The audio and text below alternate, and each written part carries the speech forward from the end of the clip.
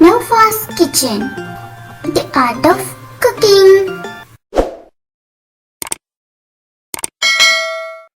Hi friends, എന്തൊക്കെയുണ്ട് വിശേഷങ്ങളൊക്കെ? അപ്പോൾ നല്ല ചൂടൊക്കെയാണ്, അതുകൊണ്ടാണ് കൂടുതലായിട്ടും ഇങ്ങനെ ഡ്രിങ്ക്സിൻ്റെ റെസിപ്പീസ് അപ്ലോഡ് ചെയ്യുന്നത്. അപ്പോൾ ഇന്ന് ഞാൻ വന്നിട്ടുള്ളത് നേന്ത്രപ്പഴം കൊണ്ട് ഒരു അടിപൊളി ജ്യൂസ് ഉണ്ടാക്കുന്നതാണ്. നല്ല ടേസ്റ്റുമാണ്, അതുപോലെ നമുക്കൊരു റിഫ്രഷിങ് ഡ്രിങ്ക് ആയിട്ട് തന്നെ ഇത് യൂസ് ചെയ്യാം. വിശപ്പൊന്നും മാറിക്കോളും, അതുപോലെ നമ്മുടെ ആ ഒരു ദാഹവും ക്ഷീണവും ഒക്കെ ഒന്ന് മാറിക്കിട്ടും. അപ്പോൾ ട്രൈ ചെയ്യാൻ പറ്റുന്നവരൊക്കെ ഒന്ന് ട്രൈ ചെയ്ത് നോക്കുക, എന്നിട്ട് ഫീഡ്ബാക്ക് അറിയിക്കുക. അപ്പോൾ ശരി, നമുക്ക് വീഡിയോയിലോട്ട് പോകാം.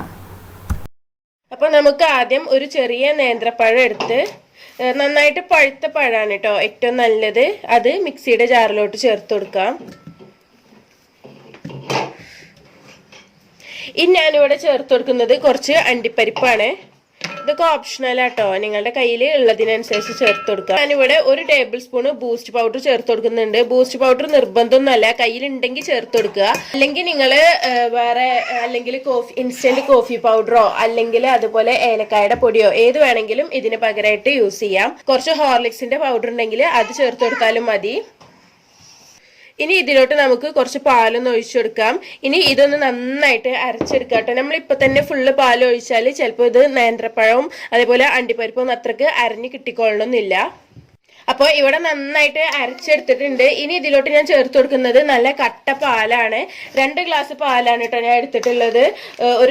ഒരു ചെറിയ നേന്ത്രപ്പഴം കൊണ്ട് നമുക്ക് 2 ഗ്ലാസ് ഉണ്ടാക്കിയെടുക്കാം. ഇനി ഇതിലോട്ട് മധുരത്തിന് വേണ്ടി യൂസ് ചെയ്യണത് തേനാണ്. ഞാൻ ഇവിടെ ഒരു 2 ടേബിൾ സ്പൂണ് തേൻ യൂസ് ചെയ്യുന്നുണ്ട്. നിങ്ങളുടെ കയ്യിൽ തേനില്ലെങ്കിൽ പഞ്ചസാര യൂസ് ചെയ്താലും മതി. അപ്പോൾ ഇനി ഇത് ഒന്നും കൂടെ ഒന്ന് നന്നായിട്ട് മിക്സ് ചെയ്തെടുക്കാം. അപ്പോൾ ഇതാട്ടോ നന്നായിട്ട് മിക്സ് ചെയ്തെടുത്തിട്ടുണ്ട്. ഇനി ഇത് നമുക്കൊരു സെർവിങ് ഗ്ലാസ്സിലോട്ട് മാറ്റാം.